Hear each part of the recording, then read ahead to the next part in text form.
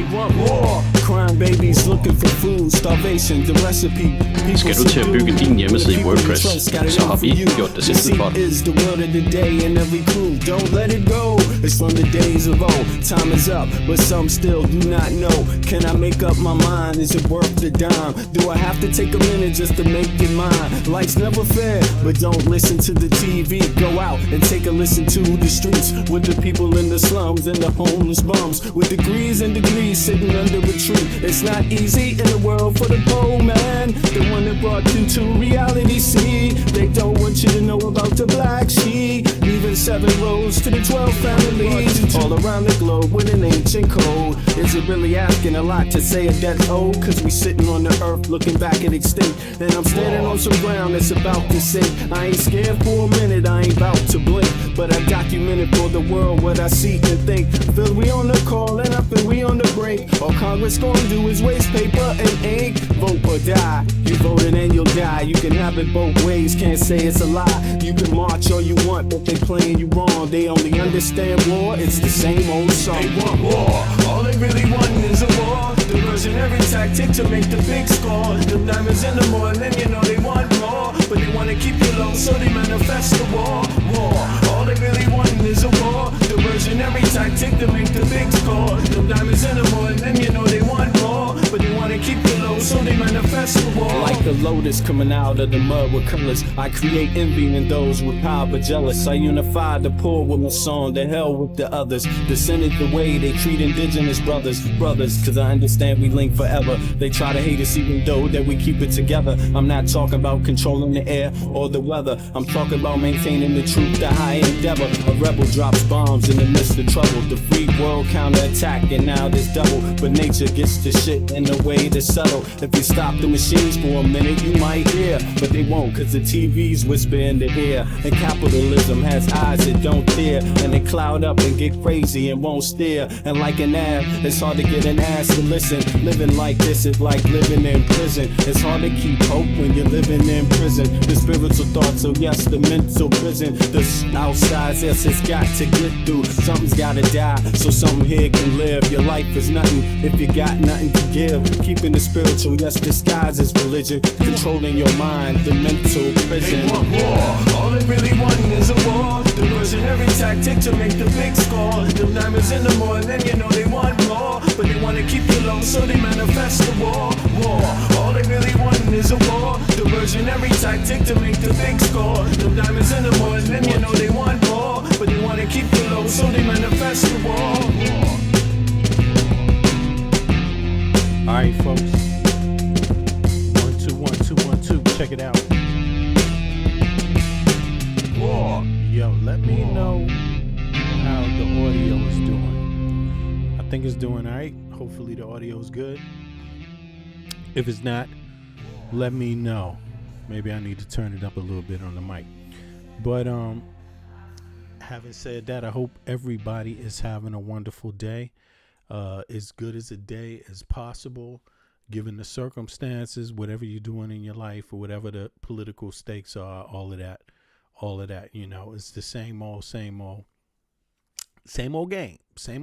but things are about to get heated. And you know, I made some observations. I mean, people have been talking a lot, I've been saying this for a minute, about the Epstein files. Obviously fantastic, released the Epstein files, right? And but also the victims. I was really happy. I mean, thank God for the victims that came and spoke out, because basically it's their life and that shit would get buried in the can again if they didn't actually speak out, you know. And that's the terrible reality of the situation. They have been forgotten, they were forgotten, and they're smart enough to know that if they don't do something themselves, they won't get justice at all. I mean, justice in they won't get justice. But then again, you know, is it a surprise? Is it a surprise? And what else does it say about justice in general in the United States of America? You know, you let me know what you think. I mean, is there justice there for victims in general? Well, I think it challenges the concept of freedom. I think it really does when you're dealing with the United States of America. I mean, I think you can't speak about freedom if you don't point to these women and ask yourself, did they get justice? And to me, freedom and justice go hand in hand, right? They're not singular things. They're not separated. They come hand in hand. Freedom equals justice. Justice equals freedom. I mean, that's part of the civil rights system. That's why you have civil rights. No civil rights, no freedom, right? What backs it up? Justice. It makes sure that everyone experiences freedom. So in that case, I was glad to see that the victims, spoke up for themselves, and they're basically saving the damn country. Because if they didn't speak for themselves, absolutely right, Pam Bondi, Kash Patel, they would, without question, have buried the Epstein files again. And that's just a fact of the matter. There's nothing you could do about it. People know that. And so, wisely enough, these women spoke up on their own behalf. And, that is that's the best they're going to get right now. You know what I'm saying? They didn't get the Justice Department to move on it. They won't get the president to move on it. They won't get the FBI to move on it. They won't get CIA. They won't get anything. They won't get the Supreme Court to move on it. None of that stuff. And without their voices. So thank you for fighting, not just for yourself, but for everybody else. Because if you're not free and you're not experiencing freedom from a person that's not on the top, these girls are not millionaires. These women are not millionaires. They come from everyday backgrounds. And if they didn't get justice, then what the hell is justice to anybody else? I mean, it's that extreme when you're dealing with 1,000, they say, victims verified by the FBI. Kash Patel says so. Pam Bondi says so. Right? And so if they can't get justice, what does that mean for everybody else? So I think, the U.S.'s future is tied up in this. Now, I've also been saying for a minute that, the chat is open to subscribers. So if you subscribe, you're in the chat in 1 minute. And that's just what it does. But just to let people know, that's the one thing I appreciate is the subscribers. And if you subscribe, you in the chat, you get to say your opinion, your word. And it is what it is, even if people don't like it, as long as it's respectful. And just respectful. But in any case, the U.S. is in that situation right now, is fighting for its life. People are fighting for their lives. And you have a president named Donald Trump that seems to have a lot of people accusing him of sexual assault. They believe he's a pedophile. And on top of that, not only that, there's the aspect of people who've been saying Donald Trump actually has some compromising stuff. Putin must have some compromising stuff on Donald Trump. And here's the thing. I've been saying that for a minute, that it's not just the victims. I mean, it would be bad enough if it was just about the 1,000 victims, because that's bad enough. That's not 1, 2, 3, any victims like that, let alone 1,000. But the worst part is that all there is that is horrible about this story? Can it be any more horrible? And what could it be to make it more horrible? More people finding out that more aristocrats are inside of these Epstein files. Aristocrats, what are those? Could be judges, could be congressional members, could be senators, could be people that have impact on everybody else's life on the day-to-day. And what could be even worse than that? What could be worse than that is if some foreign governments have that information and use it to blackmail those congressional members, those senators, those judges, or firms or companies have that information and already use it to blackmail these people to get what they want. I mean, think about this. What if the oil companies in the U.S. got some compromising information on a Supreme Court judge or a congressional member? And they use it as blackmail. I mean, would you know? What if that's what's going on in Epstein files? What if some other foreign government got it and is using that to blackmail them? What if that, right? And if you look at Donald Trump's behavior, he damn sure doesn't do a good job arguing for himself regarding putting out the idea that he that he didn't do anything to any little girls. He's not good at arguing that point, and nobody else is good at arguing that point for him. But not only that, does he make a good point that he's not being blackmailed by Putin? I mean, do you think he's doing a good job at making it look like he's not being blackmailed by Putin?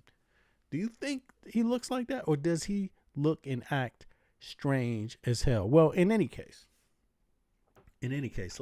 let's get to this.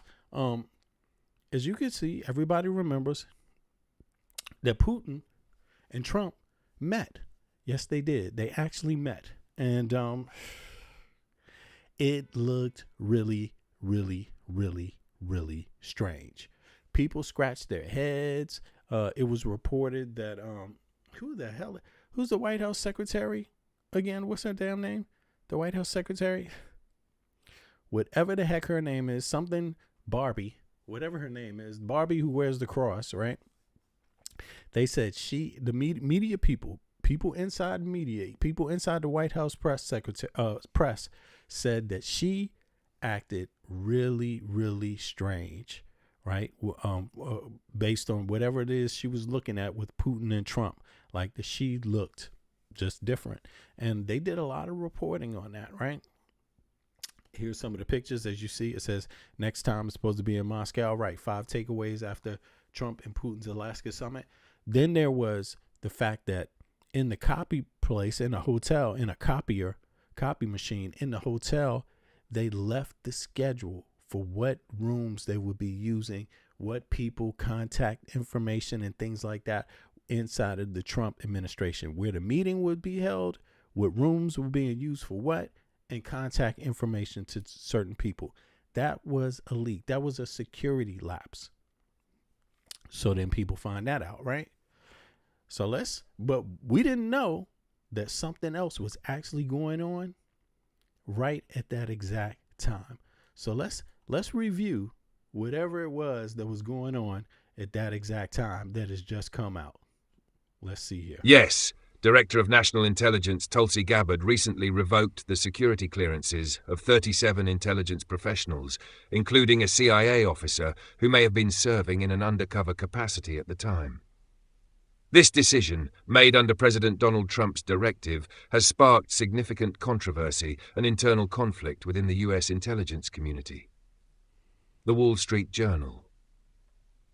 The CIA officer affected had been preparing for a prestigious assignment in Europe, approved by CIA Director John Ratcliffe. However, her clearance was abruptly revoked just days after assisting in preparations for the high-stakes summit between President Trump and Russian President Vladimir Putin in Alaska. The officer, a seasoned Russia expert with over 20 years of experience, had previously served as a national intelligence officer for Russia and Eurasia at the National Intelligence Council. She had also participated in public forums and written articles, which led to questions about her potential covert status at the time her clearance was pulled. The Washington Post Gabbard's decision was part of a broader effort to address what she and President Trump characterize as the politicization of intelligence work. The memo announcing the revocations accused the affected individuals of politicizing intelligence, including some involved in the controversial Obama-era intelligence community assessment on Russian election interference and a 2019 letter supporting the impeachment inquiry into then-President Trump. The Wall Street Journal. The public release of the list, which included the name of the undercover officer, has been widely criticized. Experts and former intelligence officials warned that this move could compromise CIA operations and damage international relations. The CIA had not been consulted before the list was made public, leading to tensions between Gabbard and CIA Director Ratcliffe. The Wall Street Journal are. The revocation of the CIA officer's clearance has raised legal and ethical concerns, including potential violations of the Privacy Act and the inadvertent identification of a covert officer. While Gabbard reportedly did not know the officer was working undercover, critics argue that the release of the list was irresponsible and could have jeopardized national security. The Daily Beast, New York Post. Right. So this was going on behind the scenes. They're already picking at security agents within the CIA, right? And here's the thing. They're the ones that's supposed to protect us from foreign governments. They do their work outside of the USA. Yeah. Like Cash Patel and them, they're sending federal officers all around in the USA to harass American citizens. The CIA, their only job is the outside, right? So Trump meets Putin in Alaska. This is going on in the background. 17 days after he meets Trump. Now, remember, he rode in the car with Trump, right? He rode in the car. Actually, they made a mention in media to tell people that actually they set privately, that they told their other people that were in the administration that were along for the trips to not ride. So they rode alone. I guess you have the security in the front and other cars too in the front of the limo, but it's cut off there. It's private there, right? So nobody really knows what Trump and Putin talked about. But that thing is going on in the background. I mean, you got Tulsi Gabbard, who people already suspect is, basically compromised, right? Working possibly with a foreign agency, right? So now that you have that, 17 days pass. And then you have this. Xi, Putin, and Kim meet in China. 17 days. 17 days. Let's take a little look.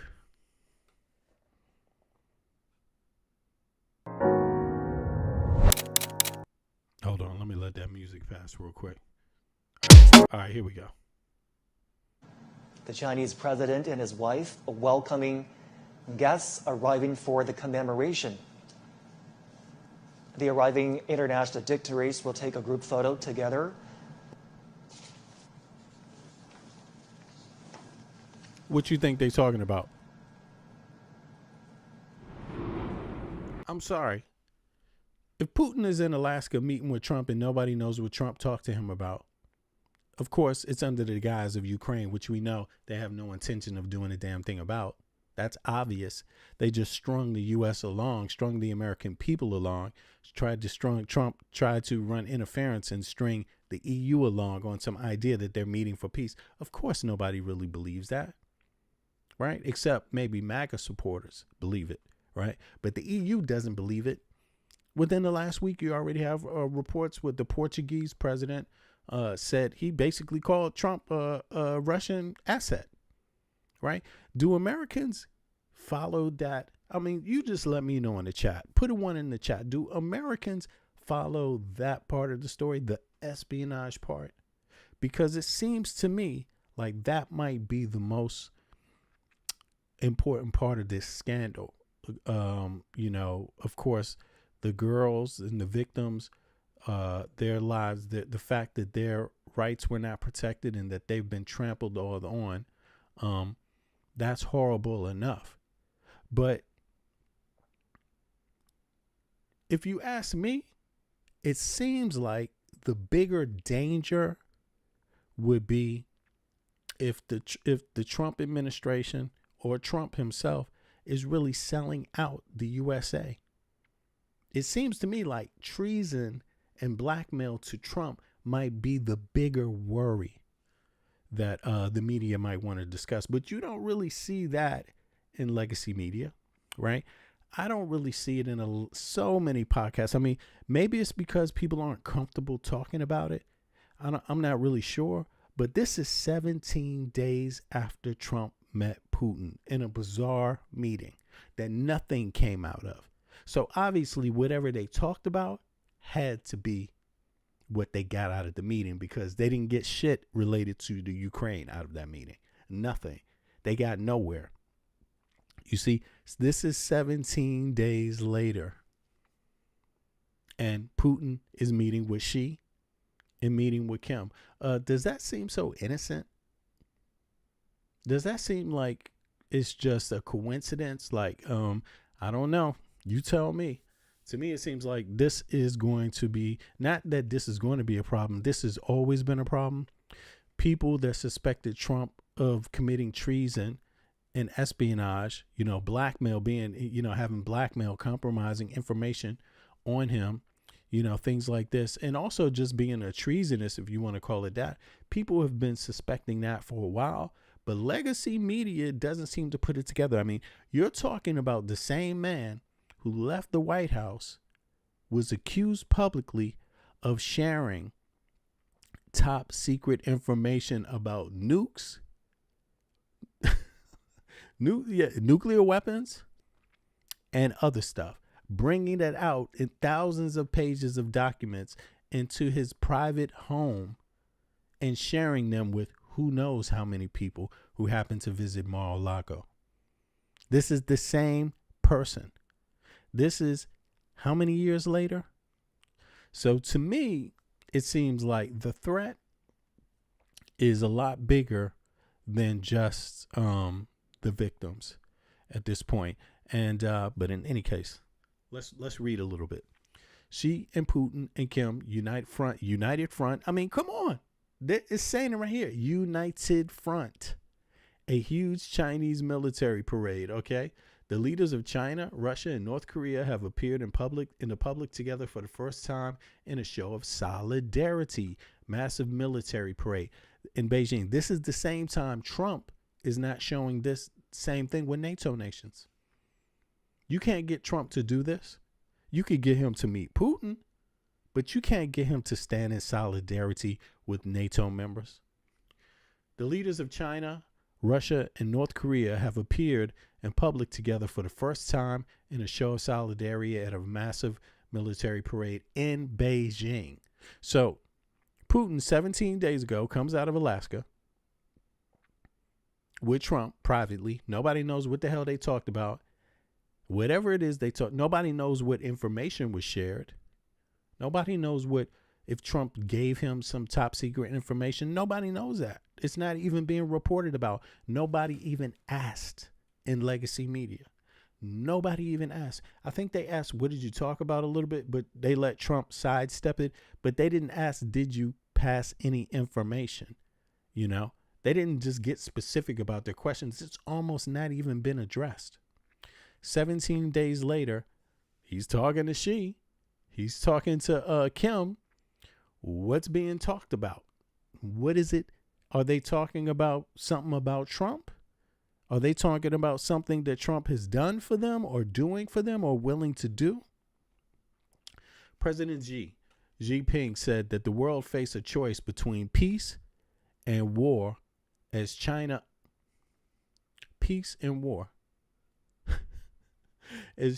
unveiled a huge arsenal of weapons, including nuclear missiles with a global reach to mark the 80th anniversary of the end of World War II.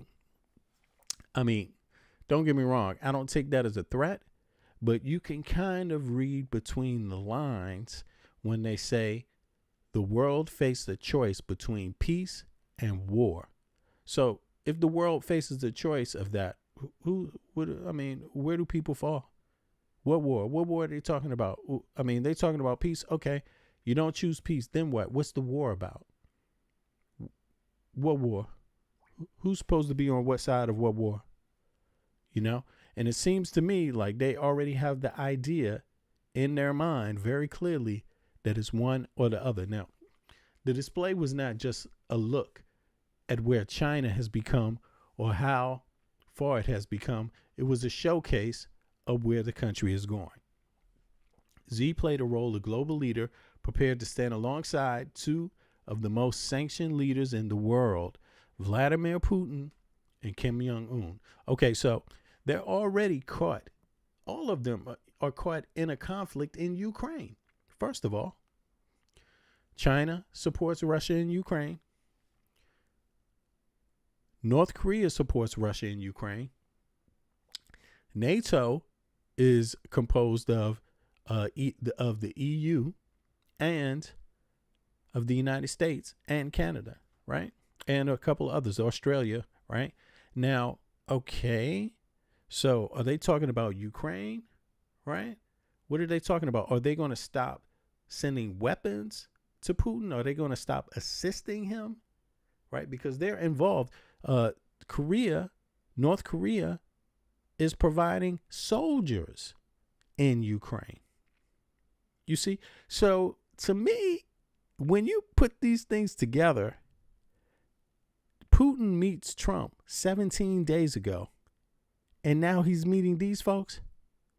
To me, it seems like a whole lot is happening that's not being talked about, that the media is simply not addressing. Whether American people feel safe with that, I don't know. But there are people that say Donald Trump is not willing to leave power. He is not simply going to leave, right? He's going to do anything possible to keep power. Third term, dictator, whatever, right? Okay, so the leaders of China, Russia, and North Korea have appeared in public together for the first time in a show of solidarity that President Xi Jinping said that the world... Okay, hold on. Sorry about that. And the Chinese president's feat, a military which is being built to rival the West. I mean, okay, so it's directed, right? The parade was choreographed spectacle, precision of power, and patriotism. Thousands of soldiers with parade equipment on Wednesday demonstrating China's military modernization. But one of the most enduring images of the parade took place before the first cannon was fired. President Xi welcomed Kim with a long handshake, then moved on to greet Putin before all three walked together and watched the parade. This was the first time. I mean, there seems to be a serious disconnect, because I would think that the U.S. military would be a little concerned about what conflicts it could get caught up in. And it doesn't seem to be a whole lot of mention or talk. You know, again, we got Pete Hegseth, and that's it. No other experts, no other nothing. No one else even discussing it. You see, okay, that's unprecedented, really. This was the first time all three leaders have been seen in public together, and they really picked their moment. So this is right after meeting Trump. This is 17 days after meeting Trump. Y'all, click the like button if you're listening. Subscribe, but click the like button also, because it helps the algorithm. Because I see we got like 275 people listening, and we got 10 likes. So you obviously here for a reason. So do the brother some justice. Now check this out.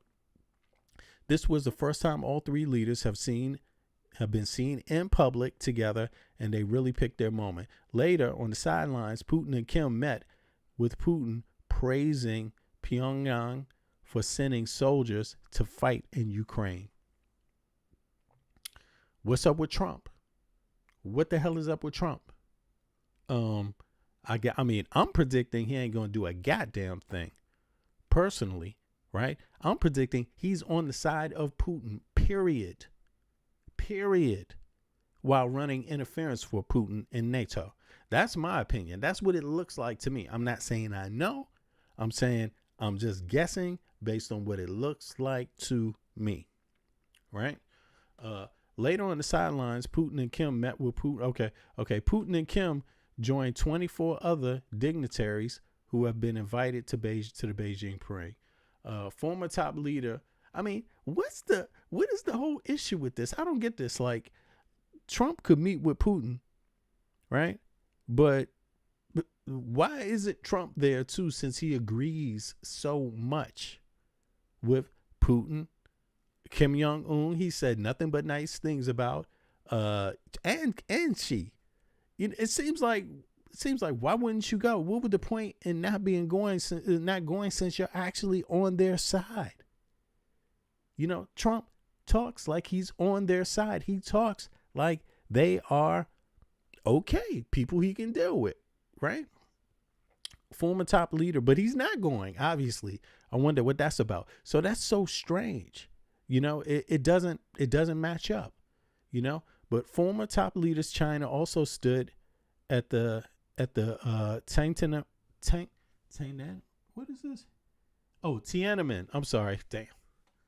I got to move the screen a little closer. Tiananmen viewing platform, but not absent from former President Hu Jintao. Okay. South Korea's President Lee Jae-myung, did a I'm sorry.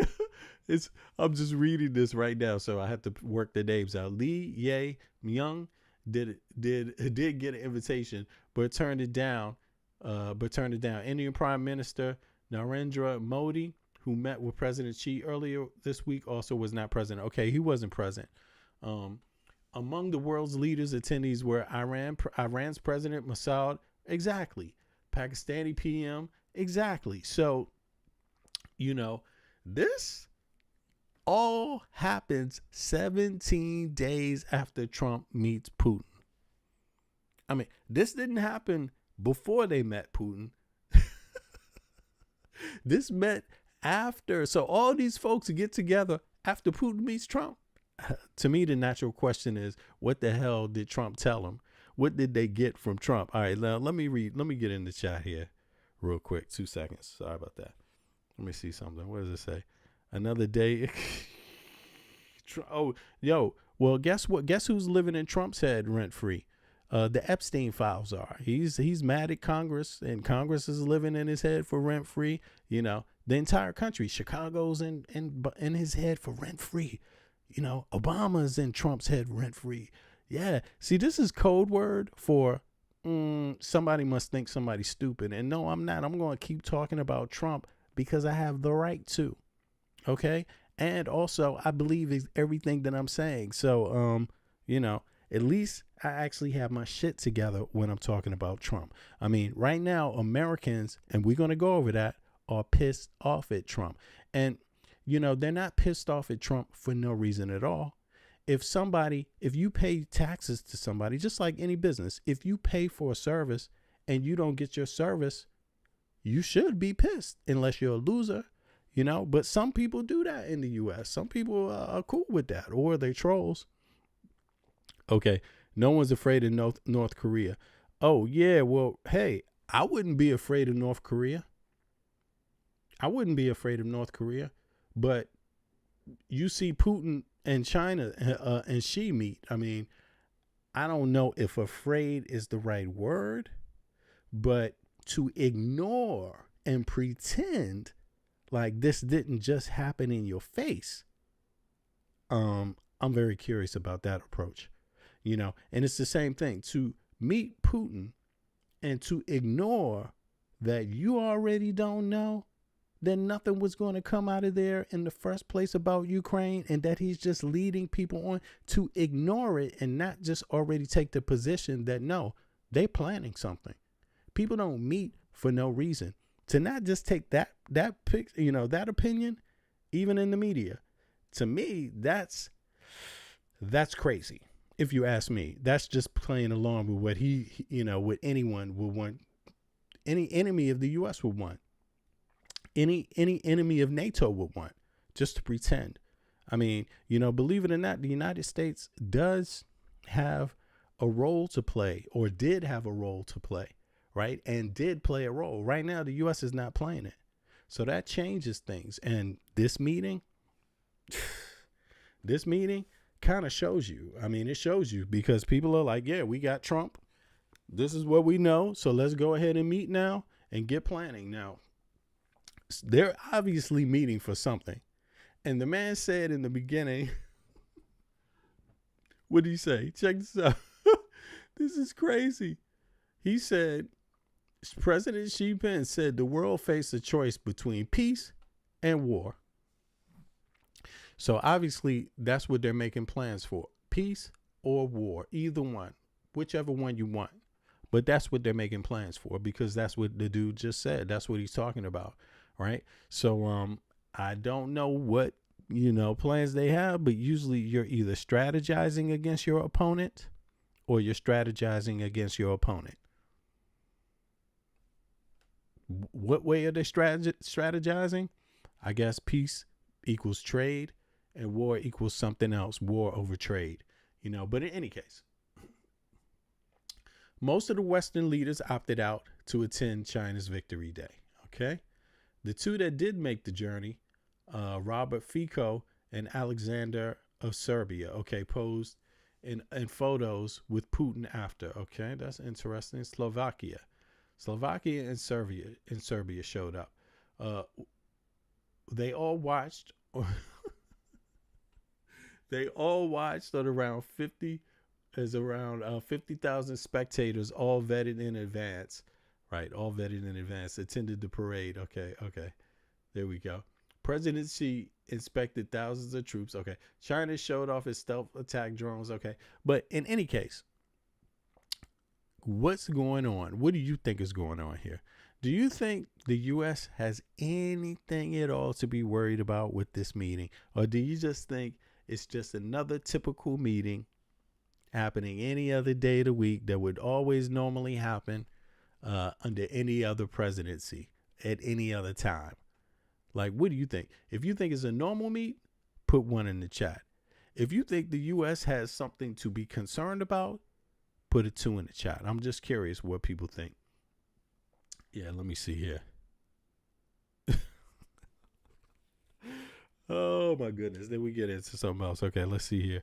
Korea wants to feel like they can draw with more than crayons, so they let him come to the table. Well, I mean, it depends on who you talking about. I mean, I don't think Korea, myself, I don't think if you want to know if Korea is a direct threat to the U.S., no. Is North Korea a direct threat to South Korea? Are they? You tell me. Or are they not? If you ask South Korea, they would probably say, yeah, they take a threat seriously. To the U.S., we're not neighbors, so they would have a much harder time dealing with us. And plus, their military is, come on, our military is or was very advanced and still is capable, very capable. But, yeah, I don't think they stand a chance against the U.S. military. But then again, you don't fight a giant in one move. You fight a giant through a long series of moves and advancements, small pieces moving around. You see what I mean? And a lot of small pieces under Trump have been moving around to the extent that you don't know if Canada would defend you. You don't know if Canada would give you top secret information that they found out regarding your defense. You don't know what NATO ally would if they picked up anything on their radar. You don't know if they told you. Same thing when 9/11 happened. People to this day say that Putin knew more about 9/11 and said that he didn't really warn the United States, or that he tried to and the United States didn't act on it. Well, what about if they did act on it? Or what about if he never said anything? You see what I mean? So I don't believe the United States, I don't care what country you are, no matter how powerful you are, even China is showing this. You never stand alone. You never stand alone. Part of your power comes with your allies, who you bring to the table, who's willing to fight with you, right? And that makes things a lot easier. That prevents fights even, I don't think the U.S. will do well by itself, especially in this situation where you have a president that basically seems compromised. The question is, how much security has Trump compromised for the U.S.? Is the media even taking this story up? Are they even asking that question? To me, I don't think they're asking that question. Then there's more to this. There's more to it. For example, let's say Trump doesn't want to leave power. Would somebody like Putin do something that could help him? How do you know if Russian ops aren't ready inside of the U.S. to do what do they call it? False flag operations. How do you know that? Why wouldn't they do that? Why wouldn't they do anything they could to help Trump stay in power? Right? Since Trump and Putin are such good friends. Good enough to meet privately and have nobody else there to witness what they talked about. How do do you think that they're not good friends, or do you think they're total that Trump is not passing him information or giving them information? Do you think they're not corroborating or cooperating on anything? I mean, to me, it's much easier to suspect that he definitely is. And I'm just saying this because, don't get me wrong, I'm not saying there's not other things to talk about. There is the Epstein files. There are the victims. That means something. And opening up those files and those victims, they give everybody the lane to see what's in those files.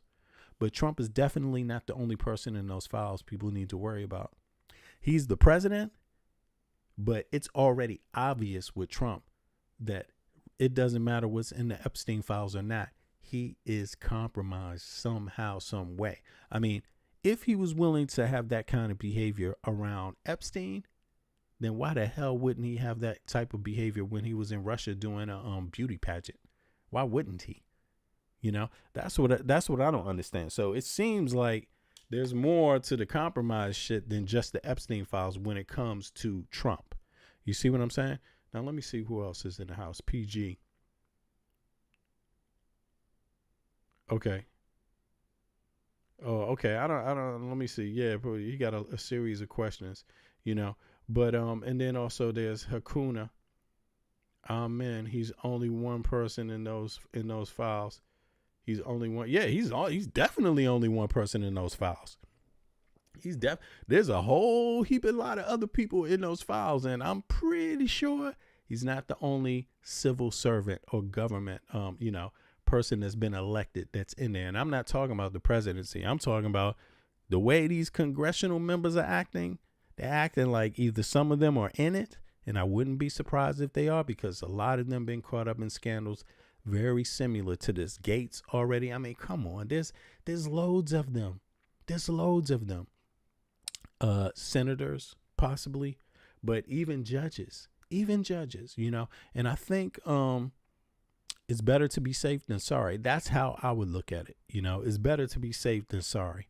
You know, it's better to assume the worst than just let this kind of shit just go on and on and on and on, you know.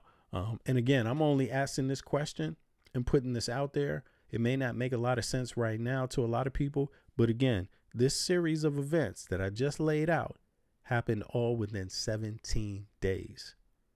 All within 17 days. It seems like because Trump does so much shit that when he met Putin, that was like months ago. No, that was 17 days. How many days was that? Let me see. Let me just let's go to that then. All right. 2 seconds. Let me put my glasses on and let me pull this up again. Here we go.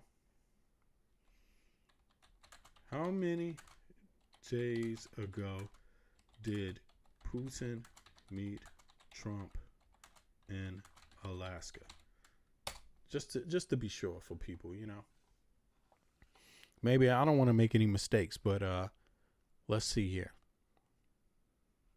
That was August 15th. That's August 15th. Look, that's 20 days ago now. So exactly. So you see my point. This is 20 days ago. Right after 20 days ago, just 20 days passed. Boom. And you're already here with them all meeting in they're all meeting here. You arriving see? For the commemoration. The arriving international dignitaries will take a group photo together.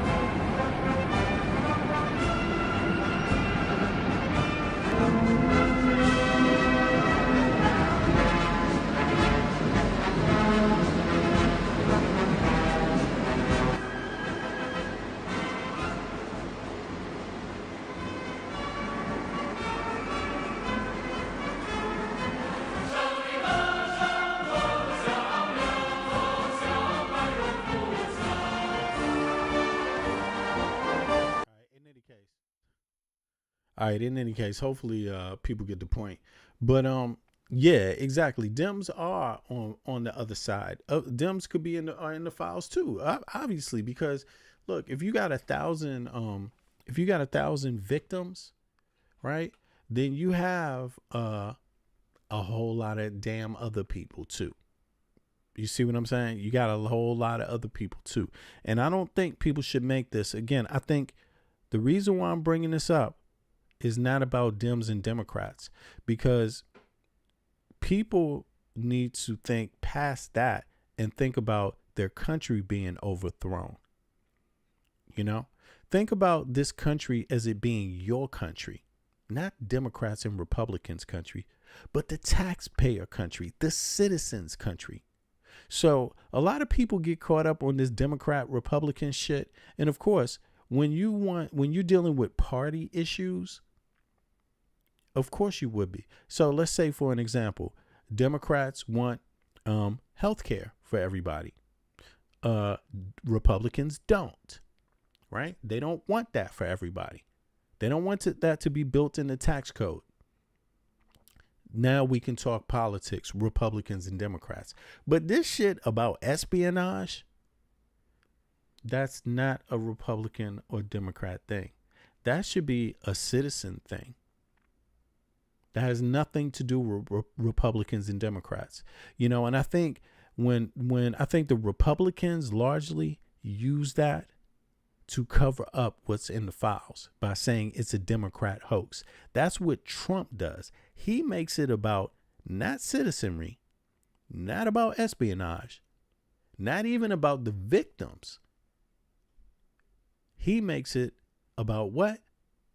Politics, a Democrat hoax.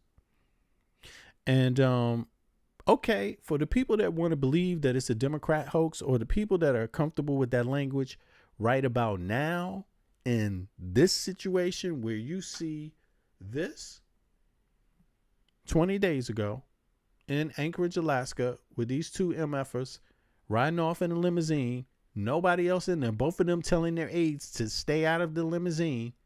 And then 20 days later, you see the same person, Putin, here meeting with Xi and Kim Jong-un.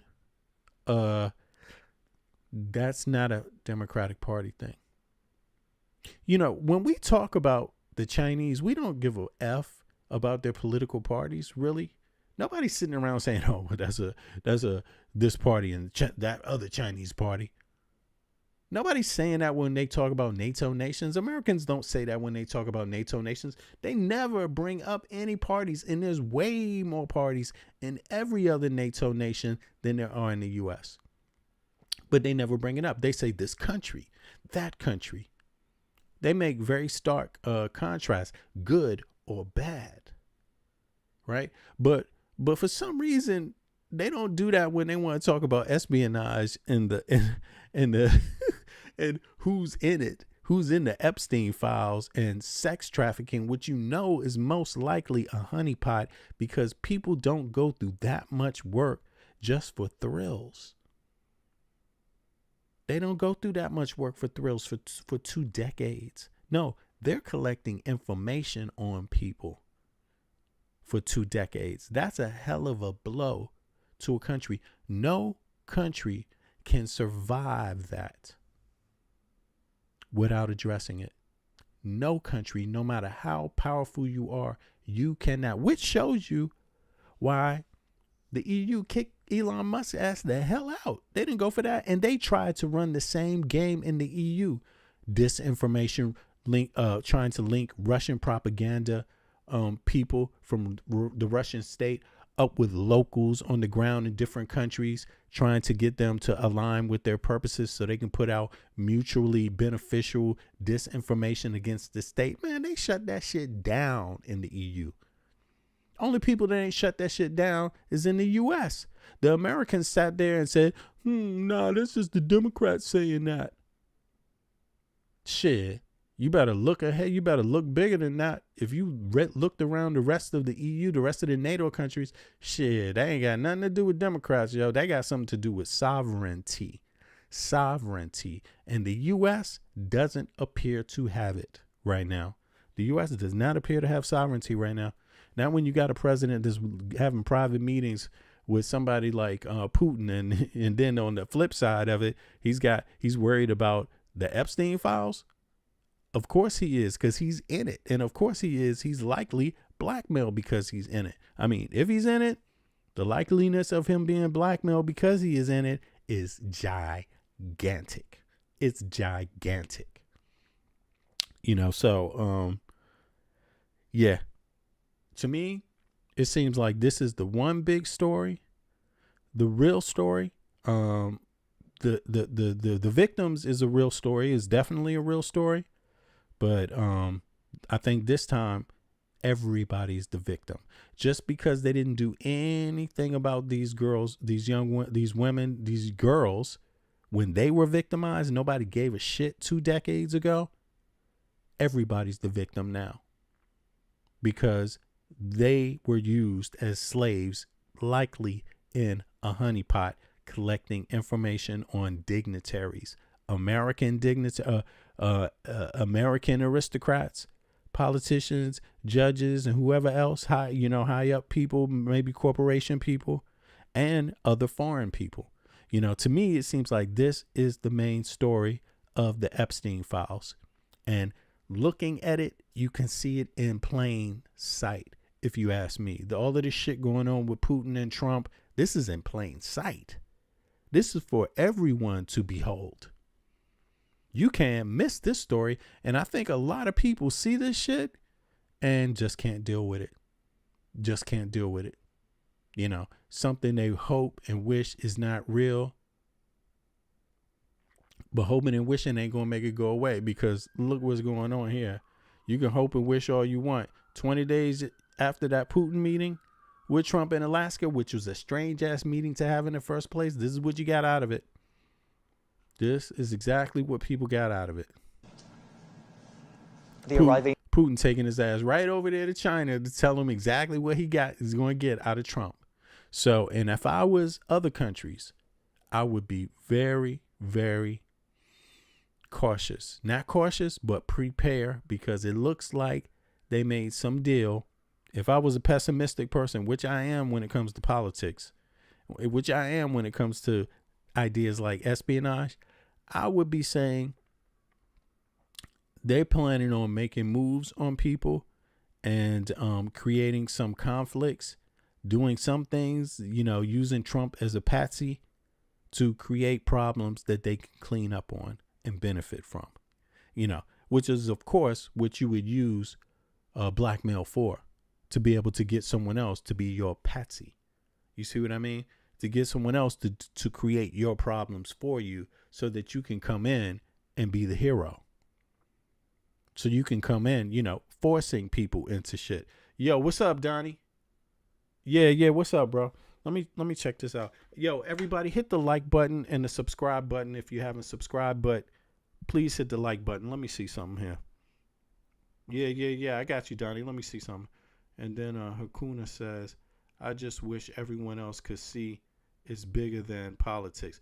Oh, well, what else is bigger than politics than sovereignty? Because sovereignty is not politics, is not political parties. That's citizens' business. It shouldn't really matter what your party is when it comes to sovereignty. When it comes to espionage, it shouldn't matter. And, people can be on politics, I think, a lot. But when it comes to the security and safety of their country, that would be really strange if they are just on politics.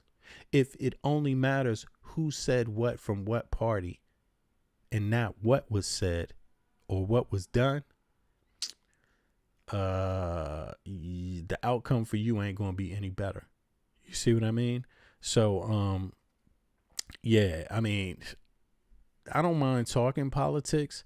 And of course, to some degree, like I said before, Republicans don't want universal health care. Democrats too. Okay, within the proper context, that's a fine conversation to have. But espionage, a Republican shouldn't want espionage. A Democrat shouldn't want espionage. There's no way talking about espionage is a political issue. There's just no way. That's not a political issue. That's a sovereignty issue. That's a safety issue. You see what I'm saying? That is purely a safety issue. And if you can't see that as being a safety issue, a citizen issue, something's wrong with your brain. Something is wrong with your brain, and you're going to pay. You know, if your country has been infiltrated, that should not be a political party issue. Both parties should be on board 100% with rooting that out and stopping that. Both, without any question. And if you're not on board with rooting it out and stopping it, then damn, you really don't have much patriotism in you. You know what I'm saying? Like, because this is going to be a problem. This is going to be a problem, you know, if that is what the case is, you know, which to me, I don't see any other logical answer. You know, I don't see any other logical answer. It's not good. Nobody wants to see their president blackmailed. Nobody wants to see that. Nobody wants to see their country lose influence, because influence is also money. You know, security. You know, when they say security, they talk about trade routes, the protection of trade routes that you use that affect your life. If the trade routes aren't protected, you can't buy nothing from India.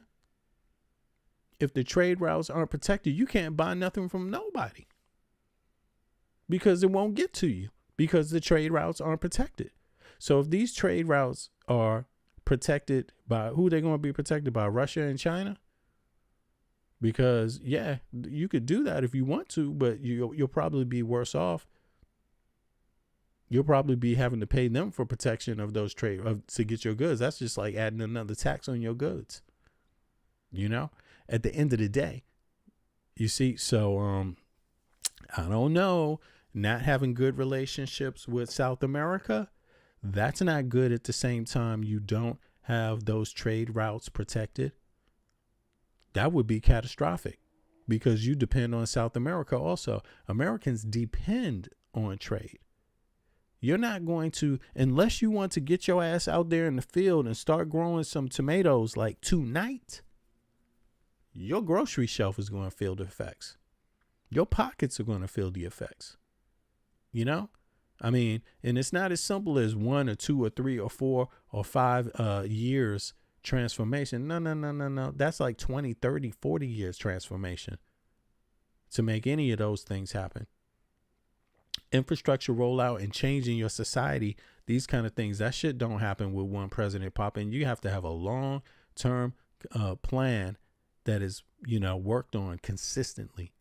You know, this shit about, you know, you're going to grow food overnight. Oh, no. Not enough to feed yourself and your population. You won't be growing enough food for Americans anytime soon. It just ain't going to be happening. Other countries spend a lot of their time people growing food for us, and we're importing it, and they're getting paid less an hour to do it in another country. When you do it in our country, in the United States, you're going to pay a whole lot more for food, because nobody's going to want to work $1 an hour. Do you know what somebody in Colombia gets paid an hour, a month? People in Colombia get paid what we get paid in one day. That's what they get paid in a month. Flat out. I'm serious.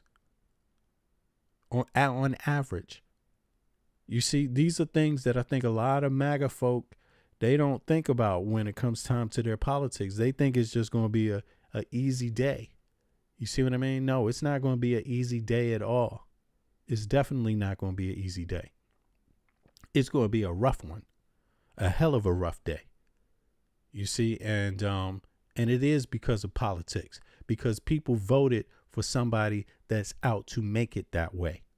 That's where the politics comes in, you know. And if there's any politics in this espionage shit, in this blackmail shit, it's because voters support it. They want to have a leader that has blackmail, that has compromising information held over his head. It's because you choose it. It's because you choose it. Andrea, what's up? It's because you choose it. You know what I'm saying? Like, it's a choice. It literally was a choice. You see, and you could take all the names off of the parties you want. Take the name Democrat off. Take the name Republican off. You had a choice and you chose it. And you still have a choice today. Will you continue to choose it? Will you continue to keep giving Trump the benefit of the doubt? Is that what you're going to do with your choice? Because you're going to feel the effects of this one now. It's coming. It's coming. People don't think the effects are there. Yeah, it's creeping right around the corner. It's creeping right around that corner. Yeah, Antonia. Oh, thank you. You're welcome. You're welcome. Let me see. Let me read some of these comments. Been a president is more than people think. President has to do for America's people and other worlds.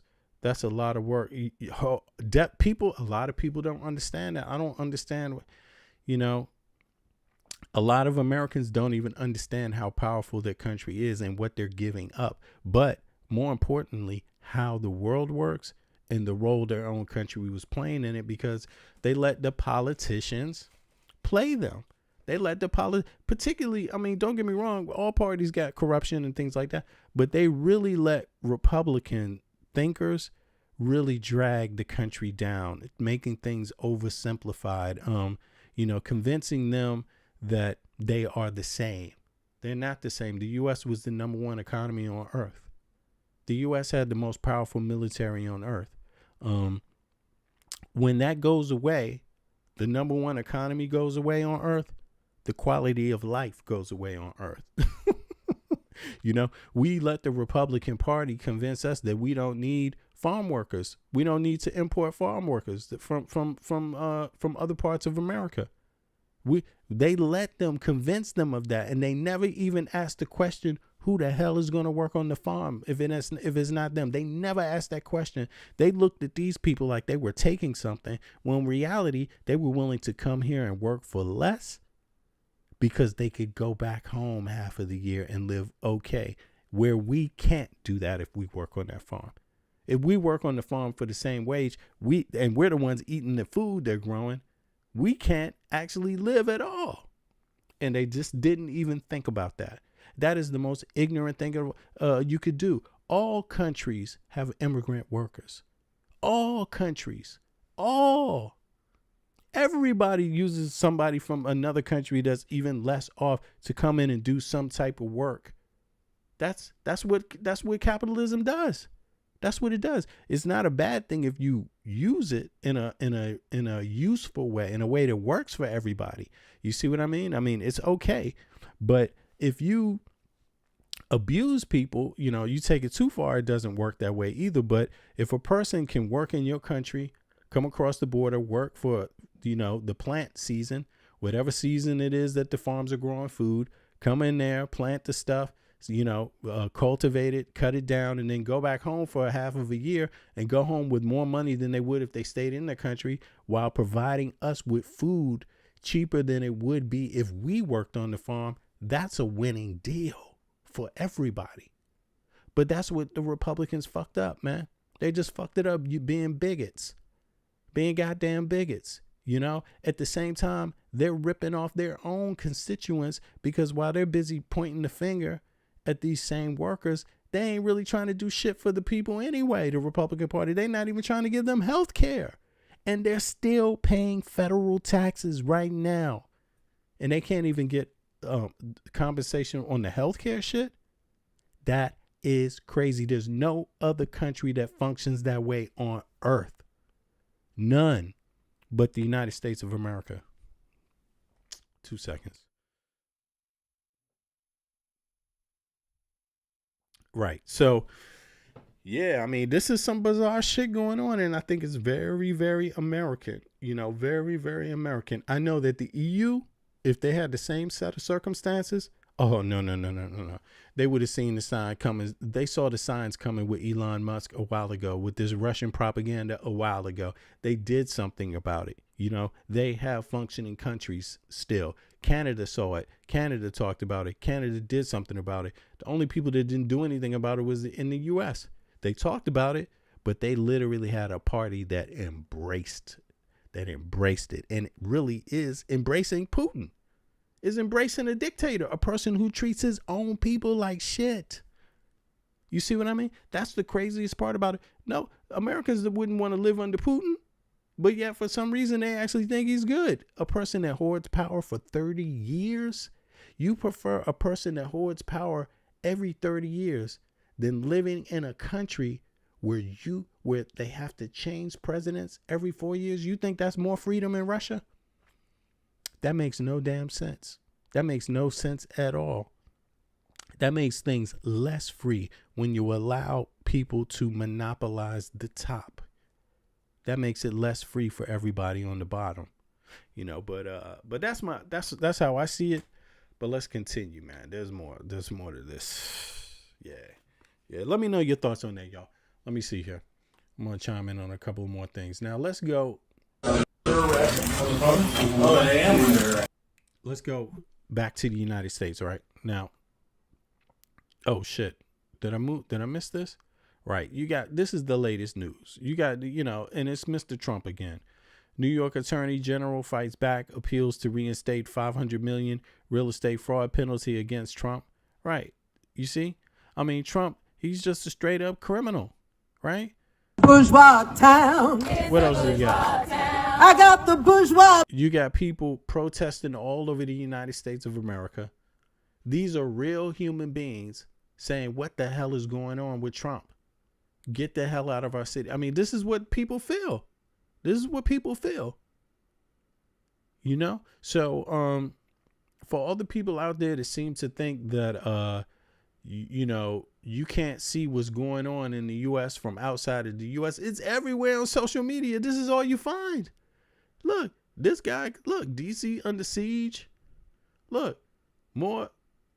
What is this? Let's see what this is. Okay, look, they just capturing people. What is this?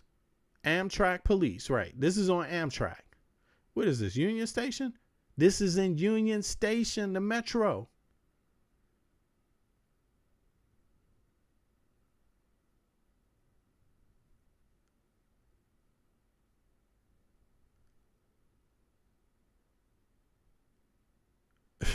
DC got more police than any other place on earth, even before Trump, even before they sent the military in. They had more police anywhere else than Earth, you know.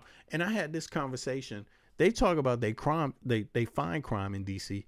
You find crime in DC because you have more police officers than anywhere else on Earth.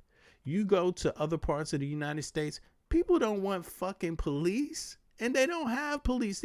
If you look at what the data says, look at this.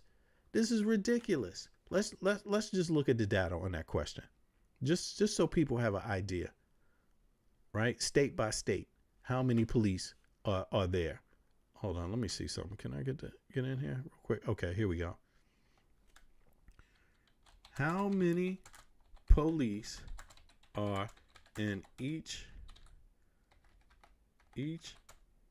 Let's see here. Each state or city or region of the USA by percentages of population. I had this conversation with one of my cousins actually earlier today.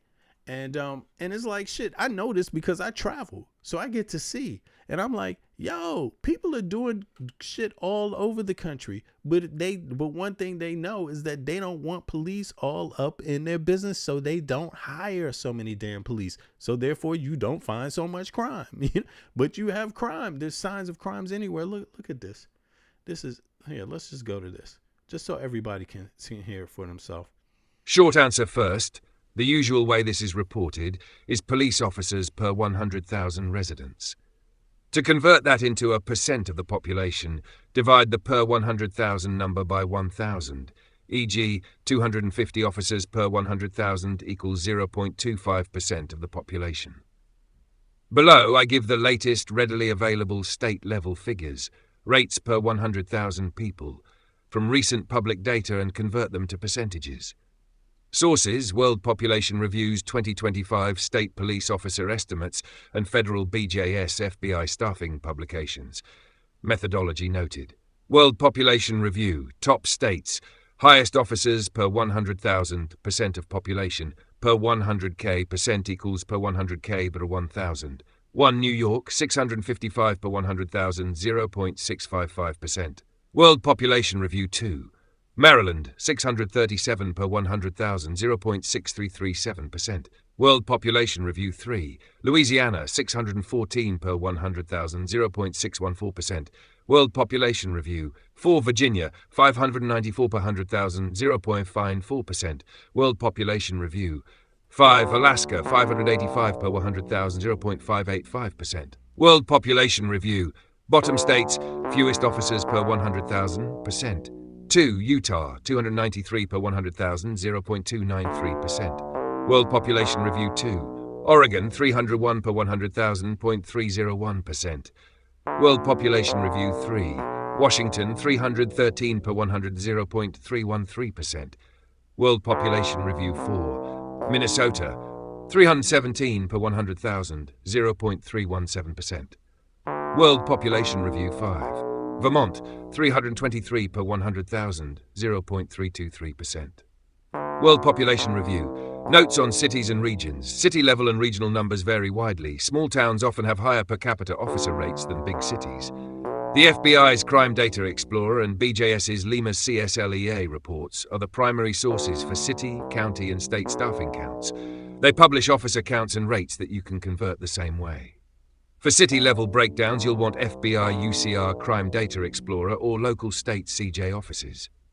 CDE methodology and caveats. Different sources, BLS, FBI UCR, BJS LIMA's, and independent sites like World Population Review use different data months, definitions, sworn officers versus total law enforcement employees, and estimation methods. That can produce materially different per 100K rates. The most authoritative federal surveys are BJS's LIMA's, sampled survey of agencies, and the FBI's UCR staffing tables. Bureau of Justice Statistics. Percent of population is just a re-expression of the per 100,000 rate. Percent equals officers per 100,000 divided 1,000.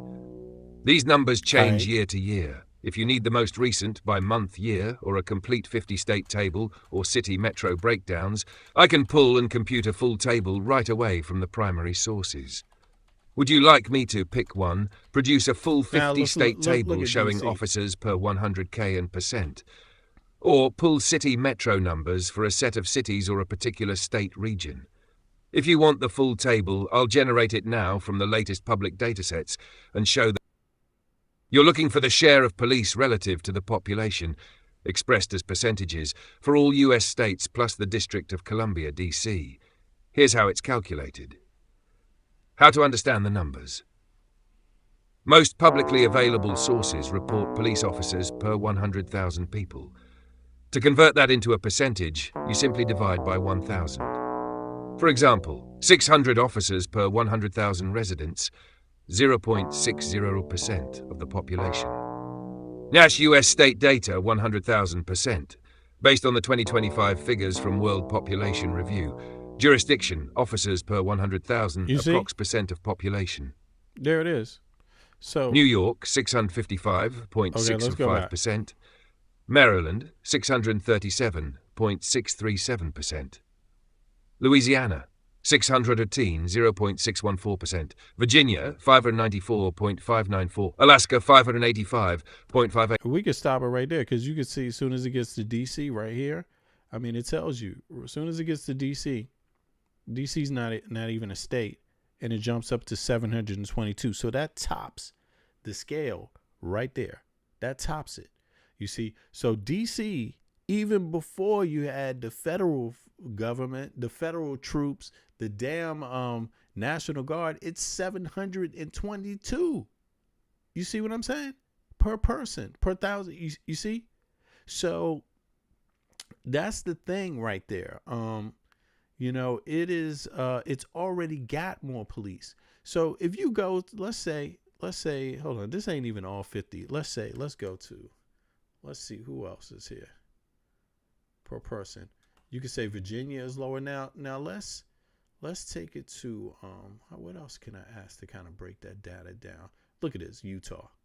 Look at this. I mean, this is per 100,000 person. So people in Utah, they don't like police as much as folks in New York. For example, they got over twice as many police per 1,000 people. Come on. Yo, this is crazy. So, of course, you're going to find more crime. Crime costs money. It takes resources to hunt down crime, to prosecute crime, to investigate crime. You know, and so it's just, I mean, this is just something for people to think about when we look at this data. But in any case, I know this is going off, but I just wanted to say this also. DC has always had homelessness. It's the capital. It's always had crime. Okay? Since it was founded, it's always had DC has had a crime problem since the 1800s. You know what I'm saying? It's had a homelessness problem since the 1800s and a crime problem, and it didn't go away. You see what I mean? It's like, it's just what people do in places where healthcare is hard to come by, education is hard to come by, housing is hard to come by. In places like that with people, you tend to find crime. You see, it's just that simple, you know? So, yeah, but in any case, let me get back to the chat. I mean, I'm probably off, you know. I just wanted to tap in today to deal with this other thing. Tell me this. How many of y'all, just to get back on track, how many of y'all think that some shit is up with this right here? With Trump meeting Putin, and now 20 days later, Putin being in China, meeting face to face with Xi and Kim Jong-un, and nobody is ever going to know what they're talking about. Do you think that's cool as an American citizen? I'm just wondering. I'm just asking. And you let me know what you think. If you think that's cool, put a 1 in the chat. If you don't think that's cool, put a 2 in the chat and let me know your thoughts. Yeah, I'm just going to let the music play a little bit and then see where it goes with people. Yeah, before I chime out, right? You just let me know your thoughts on that. All right? Let me read the chat a little bit, see who thinks what. All right. Yeah, okay, Hakuna, you think it's a problem? Yeah, exactly. Something is up. I mean, that's what I think. They want war. Crime babies looking for food. Starvation, the recipe. People subdued. Never. Okay, Antonio said never trust the Putin. I don't know who would trust Putin. I don't know who would. I mean, people come up dead. You know, political rivals get killed and get jailed in Russia. You know, I don't think Americans really know what that's like. They seem to support Putin a lot, but I don't think they're ready for that. Plots and plans. Yeah.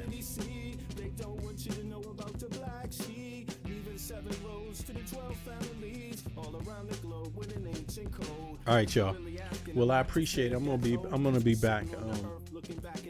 I just wanted to chime in on that point. I don't want to take it any further today, but there's a lot going on, and it doesn't look sweet right now in the U.S. You know, I think I've never seen Americans be so distant from their government, so like disconnected, like almost no connection between what Americans want and what the government is doing.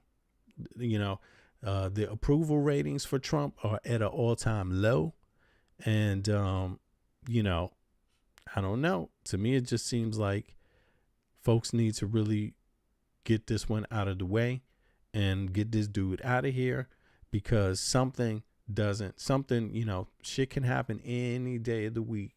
And this man definitely would prefer any kind of conflict that allows him to stay in power, and Russia is known to do false flags inside of other people's countries. As a matter of fact, before we leave here, let's pull that up. Let's see here. Just to close it out on that. Let me see. How many covert attacks across the globe has Russia been accused of false flags or otherwise? Let me just cover that one out and see what it says.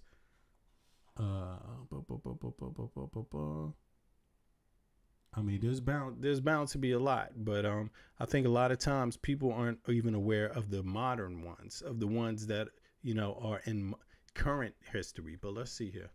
You're asking, how many covert or false flag attacks across the globe has Russia been accused of?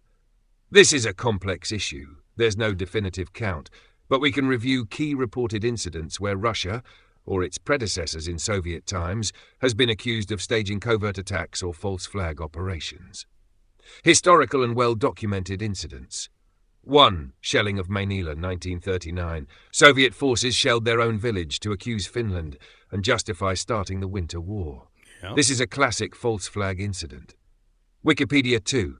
1999 Russian apartment bombings, a string of deadly bombings blamed on Chechen terrorists, which critics argue were orchestrated by the FSB to justify the Second Chechen War and boost Putin's rise. Global Security 3. Olenivka Massacre 2022. Russian forces allegedly shelled a prison housing Ukrainian POWs, then blamed Ukraine, a reported false flag operation. Wikipedia 4. False flag narratives during Donbas escalation 2021 to 2022. Ukraine and Western analysts accuse Russia of staging provocations, e.g., shelling or imagery purporting Ukrainian attacks to create justification for invasion. Multiple alleged incidents rather than a single event. Integral World 5. Plotting a false flag to justify invasion. US and British intelligence claimed Russia pre-positioned saboteurs to stage attacks on its own or proxy forces to fabricate a casus belli for invading Ukraine. Al Jazeera 6. Ukraine abducted nuclear plant narrative, 2024. Ukraine accused Russia of staging an attack on the Zaporizhzhia nuclear plant, occupied by Russia, to frame Ukraine in a false flag plot. The Guardian 7. Kamikaze drone strike in Transnistria, 2024. A drone attack on a pro-Russian base in Moldavian Transnistria is suspected by some to be a Russian-engineered false flag to justify future annexation or escalation. The Sun 8. Sabotage and hybrid attacks across Europe. Since the start of RT's invasion of Ukraine in 2022, Western officials have attributed dozens of sabotage incidents, arson, cyber attacks, explosive plots, spying, parcel bombs, to Russia or its proxies, often implying covert or false flag motives. AP identified 59 incidents. Czech officials estimated up to 100 suspicious events linked to Russia in a single year. AP News. Summary of accusations, historical. Shelling of Manila, 1939. 1. Russian apartment bombings, 1999. 1. Contemporary and ongoing accusations. Olenivka Massacre, 1. Donbas false flag provocations, multiple, unspecified. Plot to justify invasion, sabotage, fabrication. 1 major known allegation. Right. So that's just to illustrate that that's not unheard of. That's actually common, pretty much. And it's heightened over this, recent issue with Ukraine. But these things predate Ukraine also. It's not just an issue about Ukraine. They've been known to do this. You see, they've been known to do it. And also, so my question is false flag. I mean, I've seen some things that look very strange. And for example, I don't know how many people saw this. I'm going to pull it up and you tell me. I don't think it ever really got dealt with, but hey, you don't always control everything. But let's see here. Let me see something. Boat. This was under Biden. Slams into Baltimore Bridge. And I covered this story before, right? And you tell me, like, my thoughts then was that they don't tell people when they think something is an attack like this. But this will give you an example of what I mean. But they could, but if they don't want to alarm people, they don't. You see? And my thoughts is that they don't really know and haven't reported what actually really happened with this boat. Right? Now, maybe I should make this a little bigger, but I'm going to see. You tell me if you can see this. I see this boat moving forward and then backing up right into this space and knocking this damn bridge down. And they said that this was an accident. They said that the engine went off, the power went off, and then, but if you see, the power went off, but then see, so it goes under the bridge. It goes past the bridge. The power goes off. The power goes off. The boat turns and starts backing up. And it backs up right into the thing holding the damn. This boat is backing up.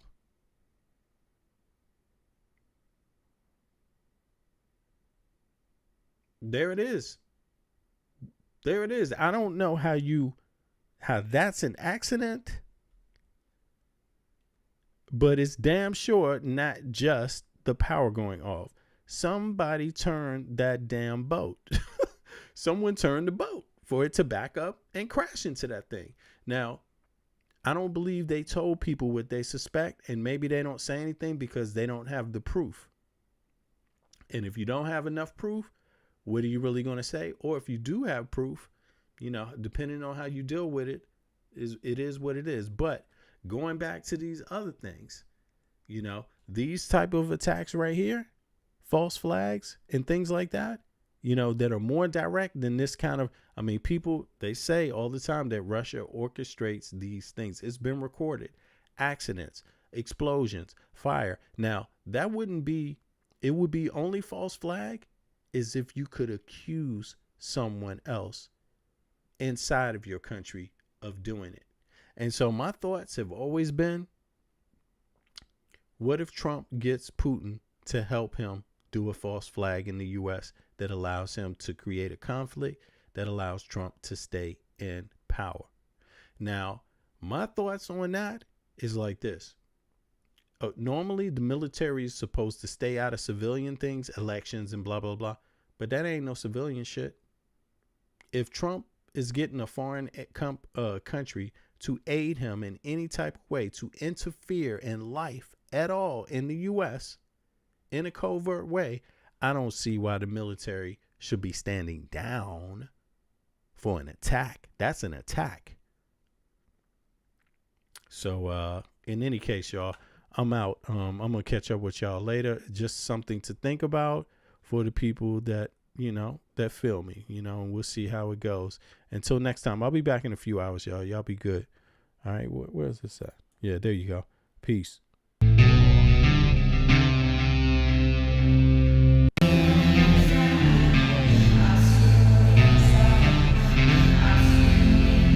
Tell me what you think. They want war. Crime babies looking for food. Starvation, the recipe. People subdued. When the people you trust got it in for you.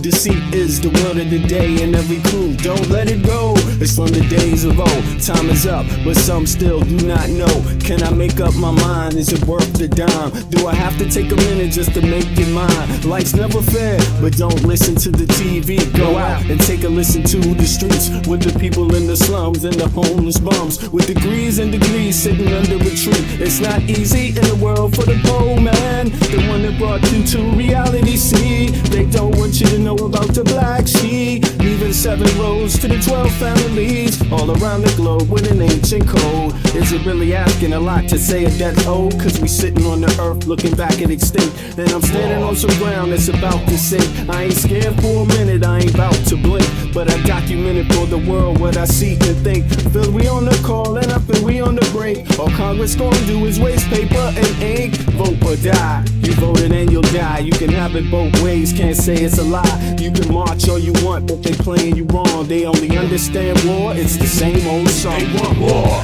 all they really want is a war. Diversionary tactic to make the big score. The diamonds in the more, then you know they want more. But they wanna keep you low, so they manifest the war. All they really want is a war. Diversionary tactic to make the big score. The diamonds in the more, then you know they want more. But they wanna keep you low, so they manifest the war. Like the lotus coming out of the mud with colors, I create envy in those with power but jealous. I unify the poor with a song that held with the others. Descended the way they treat indigenous brothers and brothers, cause I understand we link forever. They try to hate us even though that we keep it together.